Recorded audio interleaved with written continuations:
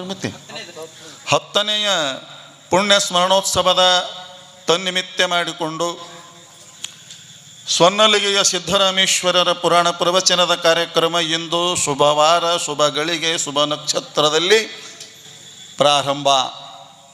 ಜ್ಯೋತಿ ಬೆಳಗಿಸುವುದರೊಂದಿಗೆ ಪ್ರಾರಂಭ. ನಾ ಈ ವರ್ಷ ಪುರಾಣ ಹಚ್ಚೋದಿಲ್ಲ ಅಂತ ಮಾಡಿದ್ನಿ.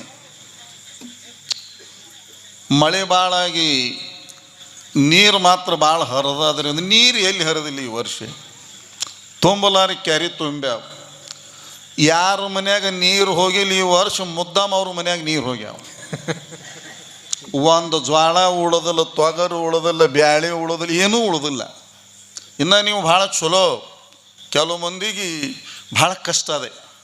ಯಾಕಂದರೆ ಇದು ಪ್ರಕೃತಿ. ನಾನು ನಂದು ಅನ್ನೋದು ನಮ್ಮ ಕೈಯಾಗ ಏನೂ ಇಲ್ಲ, ಎಲ್ಲ ಭಗವಂತನ ಇಚ್ಛಾದ ಅನ್ನೋದಕ್ಕೆ ಈ ವರ್ಷದ ಮಳೆನೇ ನಮಗೆ ಉದಾಹರಣೆ. ನಮ್ಮ ಕೈಯಾಗ ಏನೂ ಇಲ್ಲ.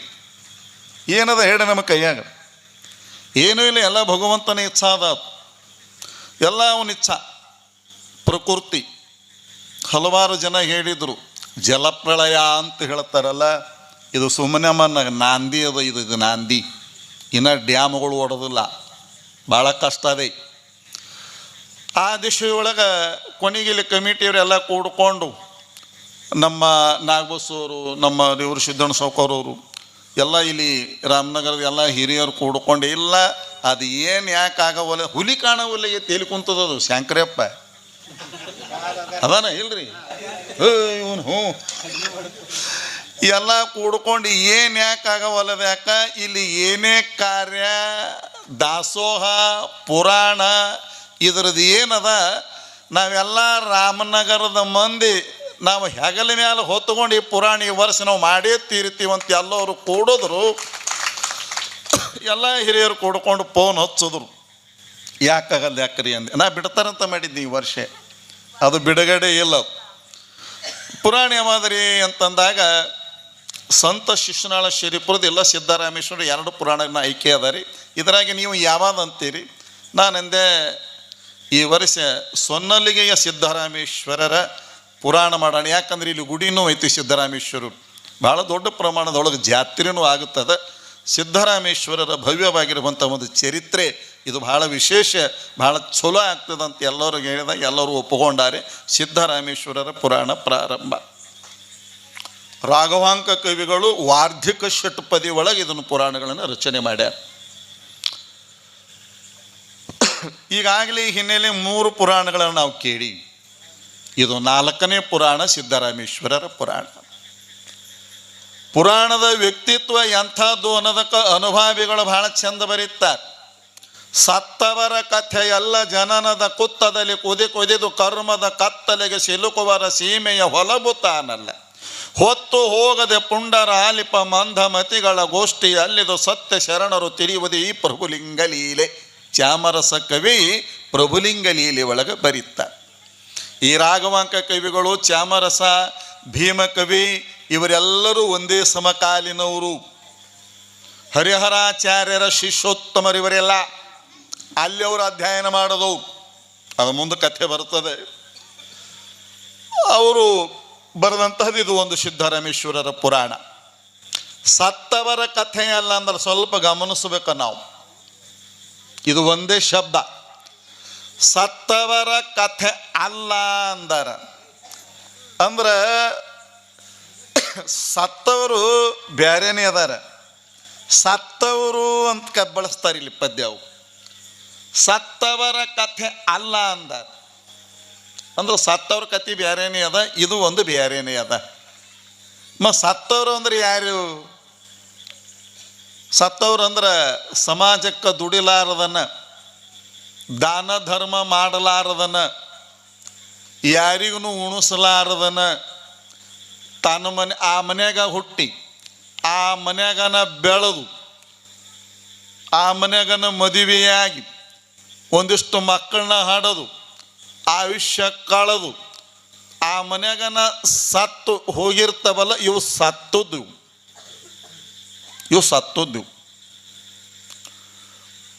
ಮತ್ತು ಸತ್ತು ಇದ್ದವರು ಬೇರೆ, ಇದ್ದು ಸತ್ತವರು ಬೇರೆ, ಸತ್ತವರು ಬೇರೆ ಅಂತ ಮತ್ತೆ ಬರ್ತದೆ. ಸತ್ತವ್ರು ಅವಕ್ಕೆ ಯಾರೂ ನೆನಸಂಗಿಲ್ಲ ಅಲ್ರಿ. ಈ ಬಹುಶಃ ನಿಮ್ಮ ಮನ್ಯಾಗ ಎಷ್ಟೋ ಜನ ಹಿಂದೆ ತಲಿತಲಾಂತರ ಹಿರಿಯರು ಹೋಗ್ಯಾವರು, ಗದ್ದಿಗೆ ಎಲ್ಲಿ ತಿನ್ನೋದು ಗೊತ್ತಿಲ್ಲ ನಮಗೆ. ಏಸಾಗಿ ಹೋಗ್ಯಾವ್ರಿ, ಲೆಕ್ಕನೇ ಇಲ್ಲ. ಭಾಳ ಅಂದ್ರೆ ಮುತ್ಯಾನ ನೆನಪದ ನಮಗೆ, ಆಯಿ ಮುತ್ಯ ನೆನಪದ. ಅವು ಮುತ್ಯ, ಆ ಮುತ್ಯನ ಅಪ್ಪ ಗದ್ದಿಗೆ ಎಲ್ಲಿ ತನ ನಮಗೆ ಗೊತ್ತಿಲ್ಲ. ಯಾಕೆ ಇಲ್ಲ ಅಂತಂದ್ರೆ ಉಳಿಯುವ ಕೆಲಸ ಅವರು ಮಾಡಿಲ್ಲ, ಅವಕ್ಕೆ ಸತ್ತವರು. ಇನ್ನು ಇದ್ದು ಸತ್ತವ್ರೆ ಯಾರು? ನಾ ಇಲ್ಲ ಹೇಳಿದ್ನಿಲ್ಲ, ಇವು ಭಾಳ ಮಂದಿ ಸಿಗ್ತಾರೆ ನಮಗೆ. ಇದ್ದು ಸತ್ತವರು ಎಷ್ಟು ಮಂದಿ ಸಿಗುತ್ತಾರಂದ್ರೆ ಏನದು ಲೆಕ್ಕನ ನಿಮಗೆ ಎಣಿಕೆ ಮಾಡೋಕ್ಕಾಗೋದ್ರೆ ಅಷ್ಟು ಜನ ಸಿಗುತ್ತಾವೆ. ಹೇಳಿನಲ್ಲ ಆಗಲಿ, ಇರೋತನ ಒಂದು ಸಮಾಜ ಇಲ್ಲ, ಒಂದು ಧರ್ಮ ಇಲ್ಲ, ಒಂದು ಆಚಾರ ಇಲ್ಲ, ಒಂದು ಗುರುಲಿಂಗ ಜಂಗಮ ಅಲ್ಲ, ದಾನ ಮಾಡಂಗಿಲ್ಲ, ಏನೂ ಮಾಡಲಾರ್ದನೆ ಬರೇ ದುಡ್ಯೋದು ರೊಕ್ಕ ಇಡೋದು, ದುಡ್ಯೋದು ರೊಕ್ಕ ಇಡೋದು. ಆ ಮನಿಗೆ ಯಾರ ಕಾಲ್ರು ಬಂದಗಿಂದಾರಂತ ಮನಿ ಬಿಟ್ಟು ಪುರಾಣಕ್ಕೆ ಬರೆದಂಥ ಸ್ಥಿತಿ ಒಳಗೆ ಅಲ್ಲಿ ಕುಂತಾವು. ಭಯ ನೋಡಿದ್ರಿ ಇಲ್ಲಿ ಕಾರ್ಯ ಏನೋ ಕಾಲ್ರು ಬಂದಿದ್ರು ಅಂತ, ಮಲಗಿಲಿ ಯೋಸೋ ಬೆಳತನ ಬಡ್ಡಿಗೆ ಇಟ್ಕೊಂಡು ಬ್ಯಾಟ್ರಿ ಹಿಡ್ಕೊಂಡು ಕುಂತಾವ. ಯಾಕೆ ಕುಂತಾವ? ಭಯ. ಗಳಿಸಿಟ್ಟಿನಿ, ಯಾರಿಗೂ ಕೊಟ್ಟಿಲ್ಲ, ಕಾಡ್ರು ಹೊತ್ಕೊಂಡು ಹೋದ್ರಿ ಏನು ಮಾಡಲಿ? ಅದ ಇಲ್ಲವ. ಮತ್ತಿವ ಏನೋ ಮಾಡ್ದಂಗೆ ಊಟ ಮಾಡಿ ಹೊಚ್ಕೊಂಡು ಅಲ್ಲೇ ಮುಂದೆ ಮಕ್ಕೊಂಡು ನೋಡ್ರಿ ಮನೆ ಬಾಗಲ್ದಾಗ. ಇವು ಇದ್ದು ಸತ್ತಂಗೆ ತೊಗೊಂಡು ಏನು ಮಾಡಬೇಕಂತ ಇದ್ದು ಉಪಯೋಗ ಇಲ್ಲ ಇವು. ಮತ್ತಿನ್ನ ಸತ್ತು ಇದ್ದವರು ಯಾರು ಅಂತಂದ್ರೆ ಇಲ್ಲಿ ಸಿದ್ದರಾಮೇಶ್ವರರಿಗೂ ನಮಗೂ ನಿಮಗೂ ಸಂಬಂಧ ಇಲ್ಲ. ನಾವೇನ್ರ ನೋಡಿವೇನ್ರಿ ಅವ್ರಿಗೆ? ಮಾತಾಡ್ಸಿವೇನವ್ರಿಗೆ? ಅವ್ರೇನಾರ ಇಲ್ಲಿ ಮಾಸಾಳಕ್ಕೆ ಬಂದು ಹೋಗ್ಯಾರನು? ಇಲ್ಲ, ಏನೂ ಇಲ್ಲ.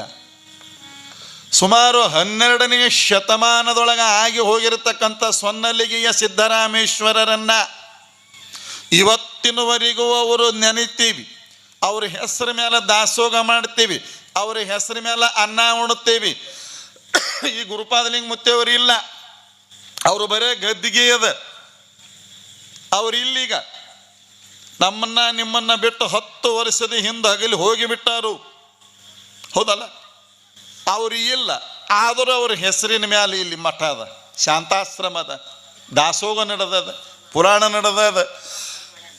ಹಿಂಗ ಹಲವಾರು ಶಿವಶರಣರು ಇಲ್ಲ ಅಂದ್ರೂ ಅವ್ರನ್ನೆಲ್ಲ ಇವತ್ತಿಗೂ ನಾವು ನೆನೆಸ್ಕೊಂಡು ಅವ್ರ ಹೆಸರ ಮೇಲೆ ಏನೆಲ್ಲವನ್ನು ಮಾಡಾಕತ್ತೀವಿ ಅಂದ್ರೆ ಸತ್ತು ಇದ್ದವ್ರು ಅಂದ್ರೆ ಇಂಥ ಮಹಾತ್ಮರಿಗೆ ಅಂತಾರೆ, ತಪಸ್ವಿಗಳಿಗೆ ಅಂತಾರೆ, ಯೋಗಿಗಳಿಗಂತ.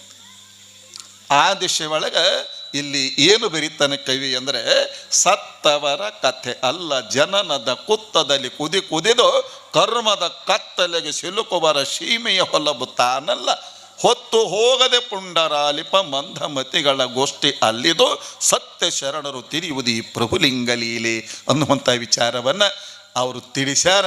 ಈ ಪುರಾಣಗಳನ್ನು ವ್ಯಾಸ ಮಹಾಮುನಿ 18 ಪುರಾಣಗಳನ್ನು ಬರೆದ. 18 ಪುರಾಣಗಳನ್ನು ಅವರು ಬರೆದರೆ ಹಲವಾರು ಉಪಪುರಾಣಗಳು ಅವು ವಿಶೇಷವಾಗಿರುವುದರಿಂದ ಅಂತಹ ಪುರಾಣಗಳ ಸಾಲಿನಲ್ಲಿ ಸ್ವರ್ಣಲಿಗೆಯ ಸಿದ್ದರಾಮೇಶ್ವರರ ಪುರಾಣ ಇಲ್ಲಿ ಪ್ರಾರಂಭದೊಳಗೆ ಕವಿಗಳು ಏನು ಬರೀತಾರ ಅನ್ನುವುದನ್ನು ಗವಾಯಿಗಳವರೊಂದು ಪದ್ಯವನ್ನು ಹಾಡಿದ ಮೇಲೆ ಪುರಾಣದ ವಿಚಾರಕ್ಕೆ ಬರೋಣ.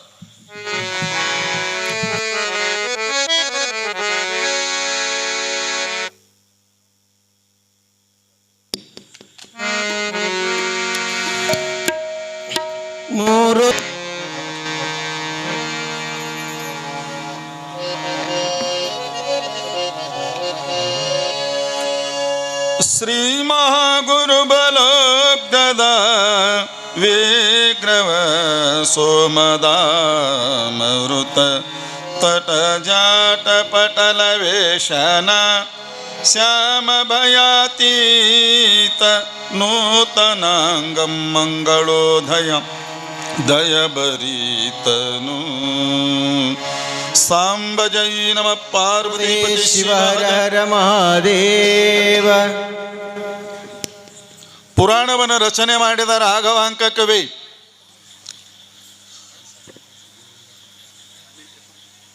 ಈ ರಾಘವಾಂಕ ಕವಿ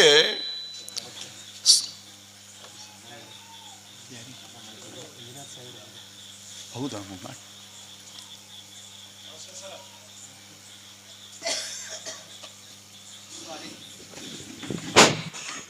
ಕ್ಷಮಿಸಬೇಕು ಪುರಾಣಿಕರಲ್ಲಿ. ಯಾಕಪ್ಪ ಅಂತಂದ್ರೆ ಶಿವ ಸಾಂಬ ಜೈ ನಮ ಪಾರ್ವತಿಪತಿ ಶಿವ ಹರ ಹರ ಮಹಾದೇವ.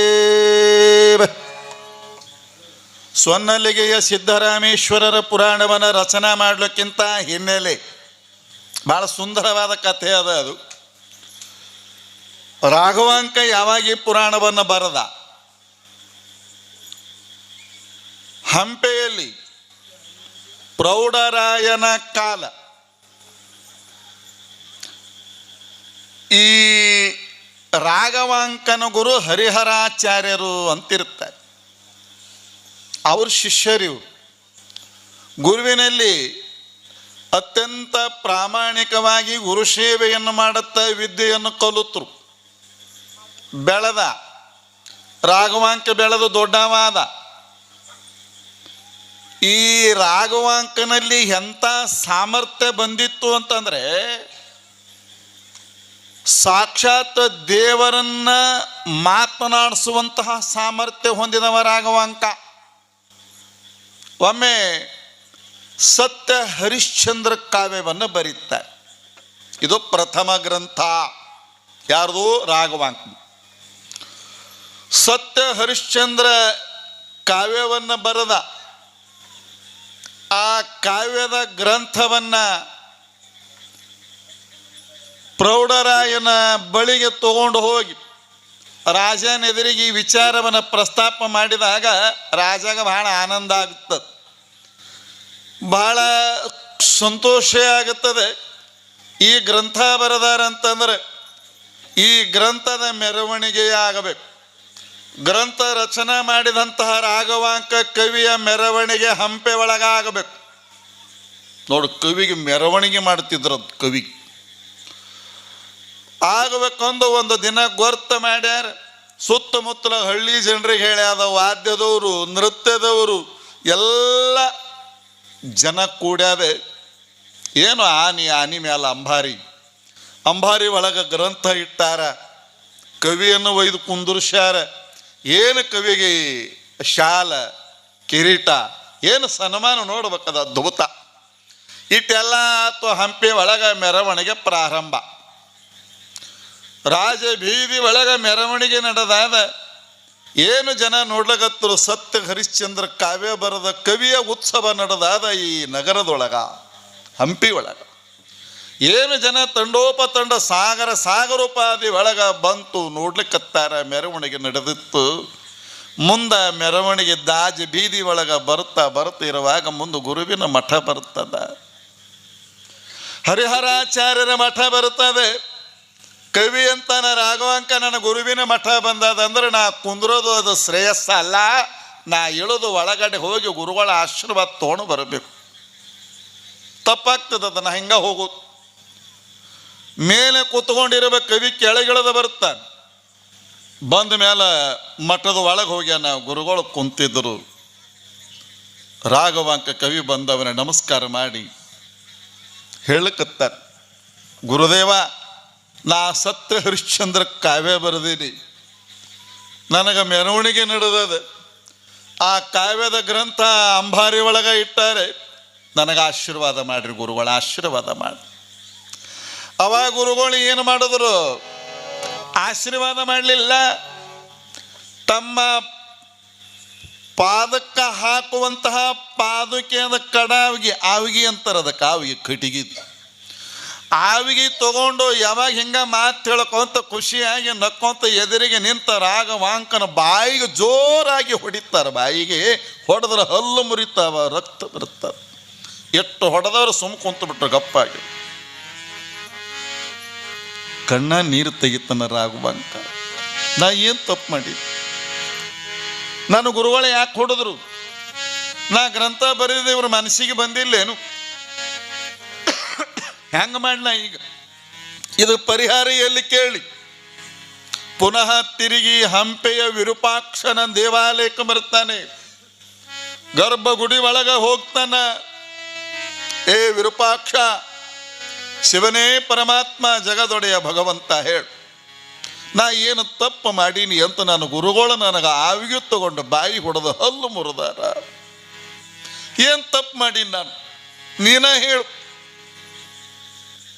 ವಿರೂಪಾಕ್ಷ ದೇವ ರಾಘವಾಂಕ ಒಮ್ಮೆ ಬಂದು ಹೇ ವಿರೂಪಾಕ್ಷೇಶ್ವರ ಅಂತ ಕರೆದ್ರೆ ಬಂದು ಕುಂತು ಮಾತಾಡ್ತಿದ್ದನು. ಅಂದ್ರೆ ಈ ಕವಿಯಲ್ಲಿ ಎಂಥ ಸಾಮರ್ಥ್ಯ ಇರಬೇಕು.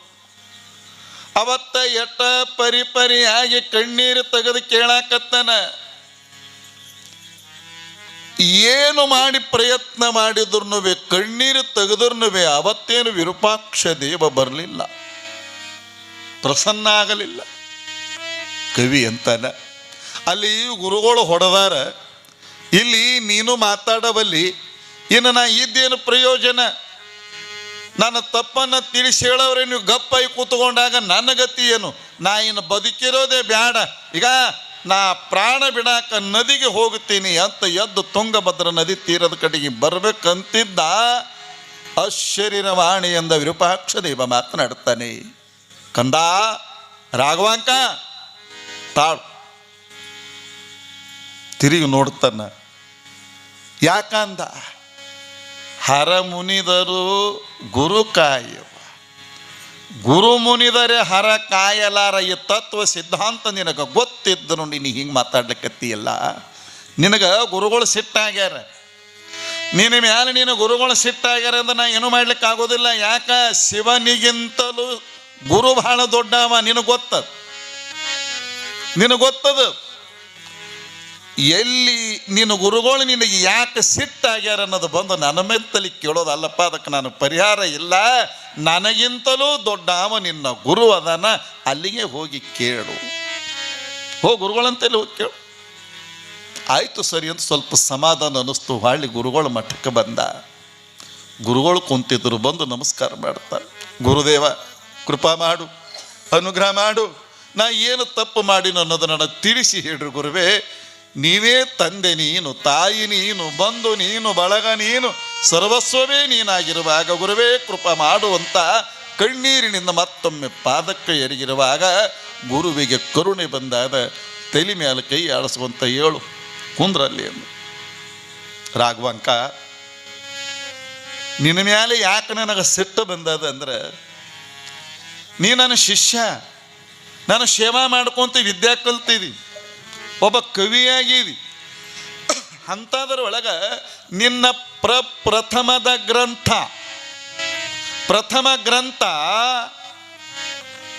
ಒಬ್ಬ ಶರಣರ, ಒಬ್ಬ ಮಹಾತ್ಮರ, ಒಬ್ಬ ತಪಸ್ವಿಗಳ ಗ್ರಂಥ ಬರಿಬೇಕಾಗಿತ್ತು.